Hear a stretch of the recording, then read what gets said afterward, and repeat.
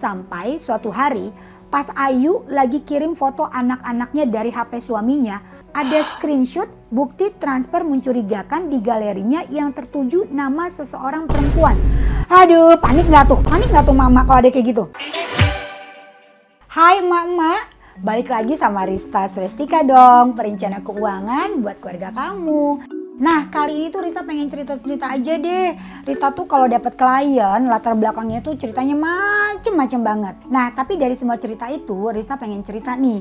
Ini bisa jadi pembelajaran juga buat mama semua. Jadi jangan sampai jatuh ke lubang yang sama. Oke, langsung aja deh Rista mulai. Nama yang Rista pakai dalam cerita ini tuh bukan nama sebenarnya. Dan Rista juga udah minta izin nih sama kliennya Rista. Jadi begini ceritanya. Waktu itu ada seorang klien datang ke Rista, sebut aja nama dia Mbak Ayu. Nah, Mbak Ayu ini adalah seorang ibu muda dengan anak satu. Mbak Ayu ini pusing banget buat ngurusin keuangannya karena selama ini dia baru megang uangnya sendiri setelah 3 bulan kembali bekerja. Wah, kenapa nih ya kira-kira ya? Emang selama ini uangnya kemana? Oke, setelah konsultasi beberapa lama, akhirnya Mbak Ayu ini pun cerita sama Rista tentang alasannya kenapa kok baru megang uang lagi. Ini tuh semua berawal beberapa tahun lalu ketika Mbak Ayu masih muda. Awalnya Mbak Ayu adalah seorang wanita karir. Mbak Ayu memutuskan untuk menikah di usianya yang masih sangat tergolong muda. Awalnya Mbak Ayu dan pasangan ini punya paham yang berbeda soal keuangan. Seperti biasa tuh lagi-lagi perempuan sama laki-laki selalu beda kalau ngomongin keuangan. Hal biasa banget, tapi gimana cara kita menyikapinya ya. Waktu itu Mbak Ayu masih punya keinginan kalau pasangannya pasti nanti bisa berubah seiring berjalannya waktu. Bersyukur di tahun pertama Ayu itu langsung dikaruniai seorang anak. Waktu anaknya lahir, Mbak Ayu ini memutuskan buat resign biar fokus nih buat jaga anaknya. Banyak banget nih ceritanya kayak gini nih kasusnya. Para emak-emak ketika punya anak itu resign dengan alasan buat fokus jaga si anaknya. Ini tuh sebenarnya tuntutan mertua juga sih sebenarnya. Katanya nggak pantas kalau udah punya anak masih aja sibuk urus kerjaan. Ayo, siapa yang mertuanya begini nih mak-mak? Dikasih pengertian dong ya. Nah, tapi ada yang aneh. Ketika awal-awal Ayu nggak punya penghasilan sendiri, ya mungkin karena biasanya kalau mau beli apa-apa langsung keluarin uang sendiri. Kalau sekarang itu nggak ada. Tapi ada yang makin aneh lagi nih mak-mak gitu ya.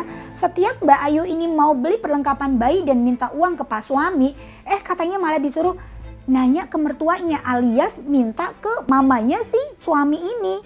Awalnya tuh Mbak Ayu tuh mikir positif aja. Mungkin minta pendapat mertua biar gak salah beli.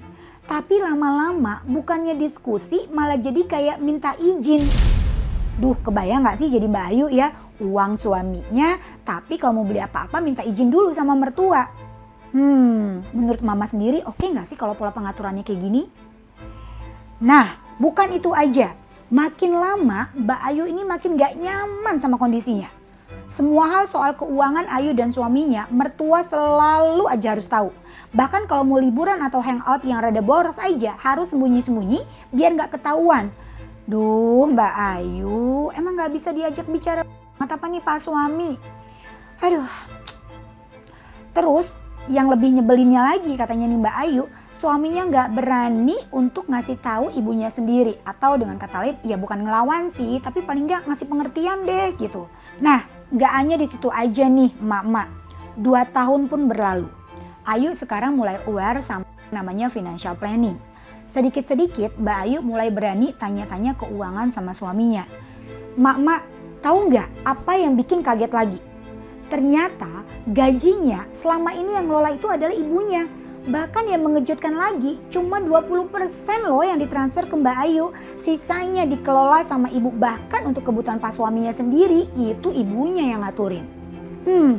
Satu informasi kebuka nih mak-mak. Ini ngebuat Mbak Ayu makin penasaran buat ngorek-ngorek keuangan, kemana nih keuangan suaminya. Kira-kira sekarang ini tabungannya ada berapa ya? Udah punya aset pribadi atau belum ya?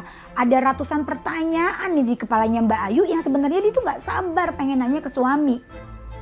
Semakin hari Mbak Ayu semakin penasaran sama kondisi keuangan suaminya. Apalagi sekarang kebutuhan makin banyak, soalnya anaknya udah mau masuk sekolah juga. Karena mulai aware soal keuangan, akhirnya Mbak Ayu ajakin nih suaminya buat cek kondisi keuangan keluarganya. Mak-mak, Kira-kira suaminya Mbak Ayu mau nggak nih diajak cek kondisi keuangannya? Coba deh chat di kolom komentar. Kira-kira kalau kasusnya seperti ini, suaminya mau nggak ya diajak untuk cek kondisi keuangannya? Yes, betul banget. Suaminya nggak mau cek kondisi keuangannya. Suaminya nolak dengan alasan dia sebagai kepala keluarga yang akan bertanggung jawab. Tugasnya Mbak Ayu cukup ngurus anak dan cukup ngurus rumah aja. Rista tanya balik deh, Mak, emangnya Mak kita itu hanya cukup untuk ngurus anak dan ngurus rumah aja? Kita nggak berhak untuk tahu yang lain? Oke, kembali lagi ke kasusnya Mbak Ayu. Nggak mau cek keuangan nggak masalah. Sampai suatu hari pas Ayu lagi kirim foto anak-anaknya dari HP suaminya, ada foto yang menarik perhatiannya. Ada screenshot bukti transfer mencurigakan di galerinya yang tertuju nama seseorang perempuan. Aduh, panik gak tuh mama kalau ada kayak gitu? Sampai situ ya emak-emak ya, suaminya langsung datang buru-buru ambil tuh HP-nya dari tangannya Mbak Ayu. Percaya dulu deh Mbak Ayu sama suaminya. Setelah dijelasin dengan alasan berbagai macam, Mbak Ayu percaya aja. Dan lagi-lagi di suatu sore ketika suaminya lagi mandi, Ayu melihat notifikasi telegram di HP suaminya yang ada di meja. Ayu baru tahu juga kalau suaminya selama ini punya telegram. Kemudian Mbak Ayu memberanikan diri tuh buat buka isi chat dari notifikasinya. Dan mama tahu, sebel deh Rista. Ternyata dari history chatnya terungkap kalau suaminya udah selingkuh selama 3 tahun. Tepat di masa-masa Mbak Ayu melahirkan anaknya. Aduh, kelewatan banget deh nih Pak suami. Mama, emosi gak? Tahan dulu. Singkat ceritanya, akhirnya Mbak Ayu ini memutuskan buat berpisah sama suaminya. Apalagi setelah tahu kalau suaminya diam-diam udah nikah siri sama perempuan tadi. Mbak Ayu pergi dari rumah itu bersama anaknya tanpa bawa apapun. Dan yang paling bikin emosi adalah ibu mertuanya malah nyalahin Mbak Ayu yang gak bisa jaga suaminya dengan baik. Nyesek banget sih itu. Dan gak cuma itu aja. Ibu mertua ngasih tahu saudara-saudara alasan cerai adalah karena Mbak Ayu yang boros dan sering ngabisin uang suami. Aduh, sabar ya Mbak Ayu. Dan sabar juga buat para emak-emak yang kalau saat ini sedang ada di posisinya Mbak Ayu. Akhirnya Mbak Ayu pun memutuskan buat kerja dan setelah 3 bulan bekerja, Mbak Ayu jadi kliennya Rista di Financialku.com. Mulai semuanya lagi dari nol. Mbak Ayu sekarang lebih berhati-hati dan pengen hasil kerja kerasnya nggak hilang gitu aja. Nah, kira-kira itu awal cerita Mbak Ayu waktu konsultasi dengan Rista. Proses konsultasi awalnya benar-benar penuh emosi. Rista juga emosi banget dengarnya. Ya, dan kalau ada Mbak Ayu lain yang nonton video ini, kamu nggak sendirian. Masih ada harapan buat capai masa depan yang gemilang. Tenang aja, Rista sebagai perencana keuangan buat emak-emak selalu ada buat emak-emak. Oke, balik lagi ke ceritanya Mbak Ayu. Singkat cerita, waktu itu posisi income Mbak Ayu 7,5 juta. Pokoknya Mbak Ayu melakukan apa yang bisa dikerjain buat nambah pendapatan, yang penting halal. Pulang kantor semua sampingan dihajar. Anak dititipin dulu ke orang tua pas masih kerja. Selain itu, suami juga masih kirim uang bulanan buat anaknya sebesar 3,5 juta. Itu udah include buat persiapan sekolah atau ada kebutuhan pokok ya segitu deh. Suaminya nggak mau tahu, pokoknya cukup nggak cukup ya harus cukup.